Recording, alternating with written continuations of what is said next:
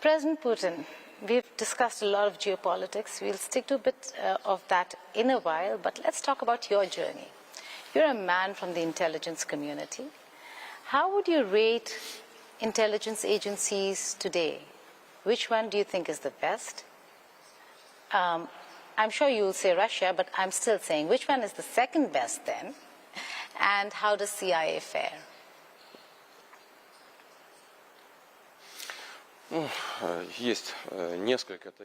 Well, there are several powerful intelligence services in the world. There is CIA and our Soviet and Russian intelligence.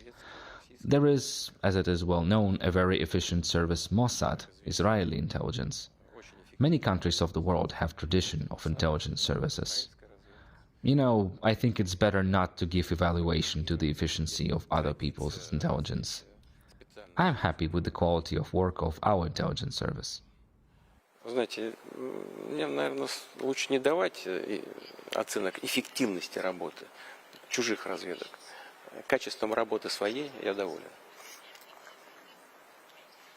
Okay, fair.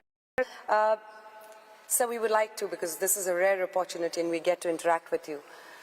We want to understand what shaped Vladimir Putin. And as we peep into your early years, we've read a little about your KGB days when you were working in Germany, and then you moved on to St. Petersburg and Moscow, where you worked with Mr. Yeltsin.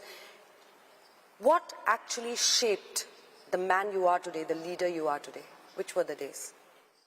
My family, the family that I lived in and that I was born into. My parents, my closest people.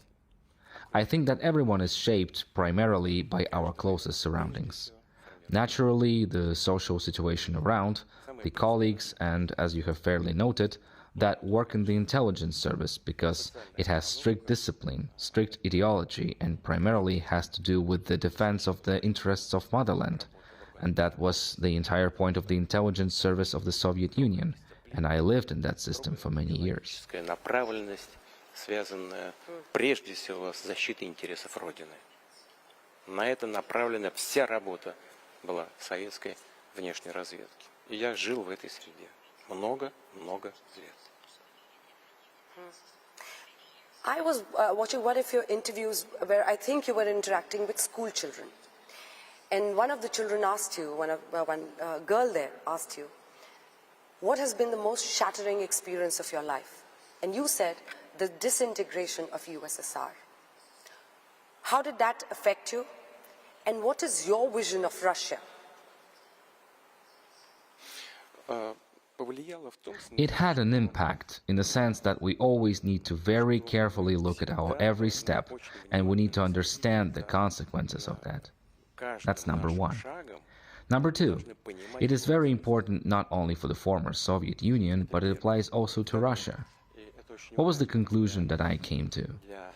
It is that the Soviet Union, at a certain point of time, was in such a state that its leadership, and possibly even ordinary citizens, believed that it was so big, so great, that nothing, ever, under any circumstances would happen to it.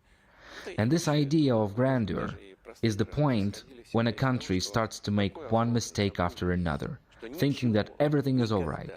Yes, we made a mistake here and was a small failure there, but we're so big that it will always pass, we'll survive. And the number of mistakes grows like a snowball and is getting harder to manage that. I see the same as happening with some other countries today. Therefore, I'm keeping an eye. А количество ошибок нарастает, как снежный ком, и потом с этим очень трудно справляться. Так же происходит, я смотрю, и в некоторых других странах мира сегодня. Поэтому я внимательно... Are you going to name them? Нет. Okay, but we go back to USSR, sir, because you talked about how one mistake was rolling into another. Who do you hold responsible for this situation? I mean, you're talking about people also who thought that probably it'll never happen with us. There'll never be any disintegration. But I'm sure you must have seen the Gorbachev years. You saw how Yeltsin went on. Whom do you hold responsible?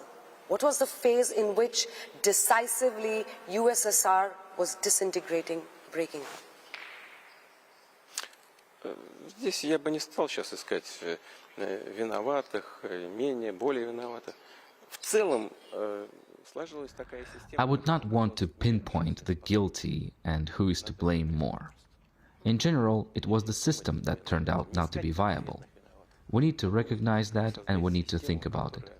We should not look for specific culprits, but we need to think how to create a system that will not simply protect itself, but develop. That's the point. And if such system is in place, it would be self-sufficient, autonomous, and effective. Are you looking at reintegration then? Интеграцию чего? Советского Союза? Of the Soviet Union? Нет, нет, конечно, это просто исключено. Reintegration of what? Of the Soviet Union? Бессмысленно. Вы знаете, есть еще вопрос целесообразности. No, of course not. That's simply not on the table. We do not have such a goal and it won't make any sense. There is also a question of rationality. It does not make sense in current circumstances because it would critically change the national and religious composition of the Russian Federation. It does not make sense. You should tell that to some of the Western papers who keep writing about how you really want the old Soviet Union back, because that's what they keep doing. Я не буду им говорить, знаете почему? Потому что они все равно не хотят слушать то, что я говорю. Они хотят слушать. I won't tell it to them. You know why? Because they still do not want to listen to what I'm saying. They want to listen to themselves only, or they want to comment on what I'm saying the way they like it. Write a lot about saying that you want to build the empire back. Да, они это делают для того, чтобы напугать свое население. Они злоупотребляют своим. Yes, they do that in order to scare their population. They abuse their monopoly in the global media. It is called manipulation of the public opinion, and the goal is to justify their aggressive policy towards Russia. I don't see another goal. Right.